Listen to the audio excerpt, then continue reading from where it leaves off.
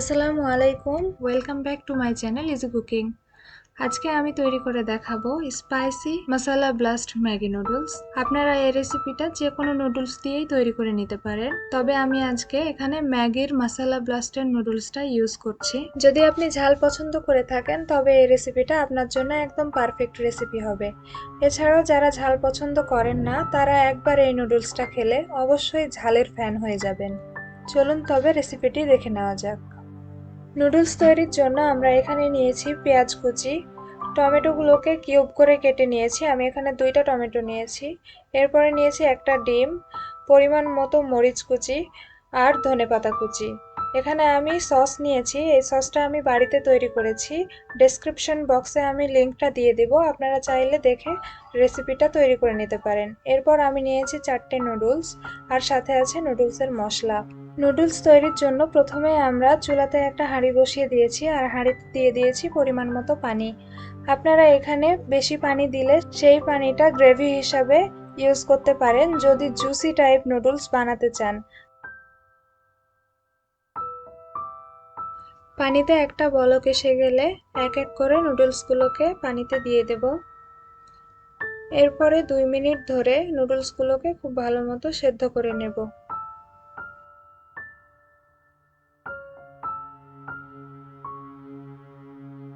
নুডলসগুলো পুরোপুরি সেদ্ধ হয়ে গেছে। এখন আমি একটা ছাঁকনির সাহায্যে নুডলসগুলোকে ছেঁকে নেব আর তার সাথে দিয়ে দেব ঠান্ডা পানি। ঠান্ডা পানি দিয়ে ধুয়ে নিলে নুডলসটা ঝরঝরে থাকবে। এরপরে একটা পাত্রের উপরে নুডলসগুলোকে ছাঁকনির ওপরেই রেখে দেব পানিগুলো ঝরে যাওয়ার জন্য। এখন আমি চলে যাচ্ছি পরবর্তী স্টেপে। চুলায় একটা প্যান বসিয়ে দিয়েছি আর প্যানে দিয়ে দিচ্ছি কিছু পরিমাণ তেল আর দিয়ে দিচ্ছি কুচি করে রাখা পেঁয়াজ। পেঁয়াজটাকে কিছুক্ষণ পর্যন্ত হালকা একটু ভেজে নেব। এরপরে দিয়ে দেব কুচি করে রাখা মরিচ। মরিচটা আমি একসাথে দিচ্ছি না, কারণ মরিচটা একসাথে দিলে দেখা যাবে যে মরিচটা পেঁয়াজটা ভাজার আগে আগে পুড়ে যাবে। এরপর আমি দিয়ে দিচ্ছি কুচি করে রাখা ধনেপাতা ও টমেটো। তারপর দিয়ে দিচ্ছি স্বাদমতো লবণ। এই লবণটা আমি শুধুমাত্র টমেটোর জন্য ব্যবহার করছি। যেহেতু নুডলসের মশলায় ঝাল এবং লবণটা দেওয়া আছে, সেই কারণে আমি এখানে নুডলসের জন্য আলাদাভাবে কোনো লবণ ব্যবহার করছি না। এরপরে দিয়ে দিচ্ছি কিছু পরিমাণ হলুদ এবং অল্প পরিমাণ মরিচের গুঁড়া। আপনারা যদি ঝালের পরিমাণটা কিছুটা বাড়াতে চান তাহলে এই মরিচ গুঁড়াটা ব্যবহার করতে পারেন। এছাড়া আপনারা ব্যবহার না করলেও পারেন, কারণ এখানে আমরা কাঁচামরিচ ব্যবহার করেছি। এছাড়াও মশলাতে প্রচুর পরিমাণে ঝাল রয়েছে। এরপরে আমরা ব্যবহার করছি নুডলস থেকে ছেঁকে রাখা যে পানিটা ছিল, সেখান থেকে আমি কিছুটা পানি উঠিয়ে রেখেছিলাম সেটা। এটা দিয়ে আমরা টমেটোটাকে সেদ্ধ করে নেব। এই পানিটা দেওয়ার কারণে নুডলস থেকে একটা খুব সুন্দর ফ্লেভার আসবে এবং গ্রেভিটা খুব আঠালো হবে। টমেটোগুলো সেদ্ধ হয়ে গেলে এ পর্যায়ে আমি একটা নুডলসের মশলা এর মধ্যে মিশিয়ে দেব। এতে করে টমেটোটার টেস্ট অনেক ভালো আসবে।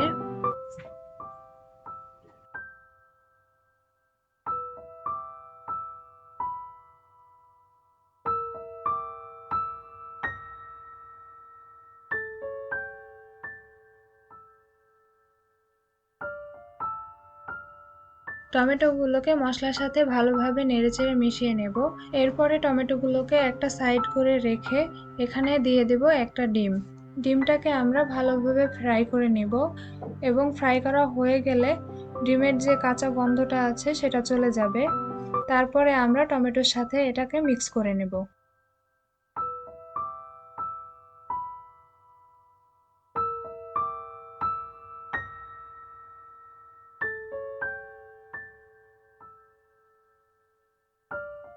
অনেকে নুডলসের ওপরে ডিম ভেঙে সেটা দিয়ে নুডলসটা তৈরি করেন, সেক্ষেত্রে দেখা যায় পরবর্তীতে নুডলস থেকে ডিমের একটা কাঁচা গন্ধ আসে এবং সেটা খেতে খুবই বাজে লাগে।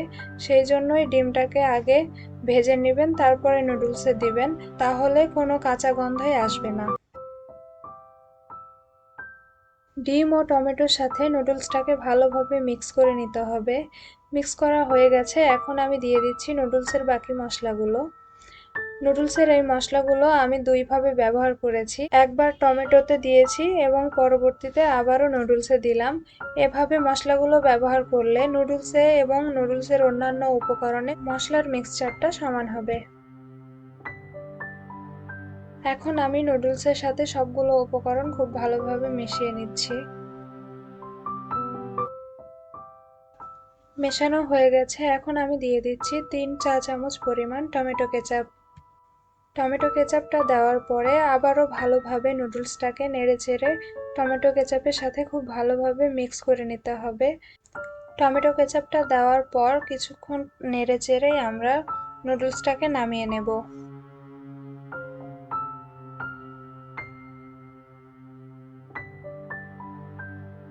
তৈরি হয়ে গেল দারুণ মজার স্পাইসি মশলা ব্লাস্ট ম্যাগি নুডলস।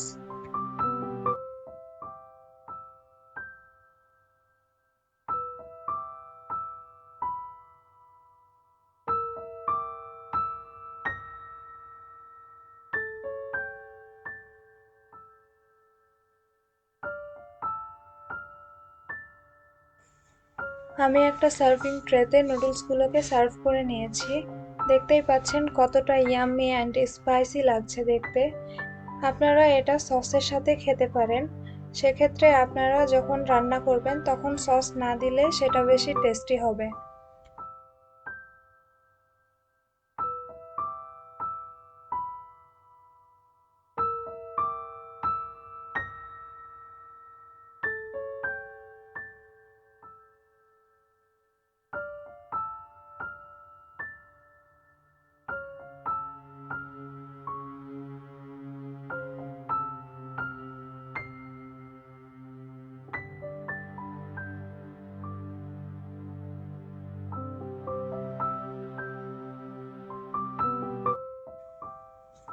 আমার দেখানো পদ্ধতিতে এই নুডলসটা তৈরি করে দেখবেন, নিশ্চয়ই আপনাদের ভালো লাগবে।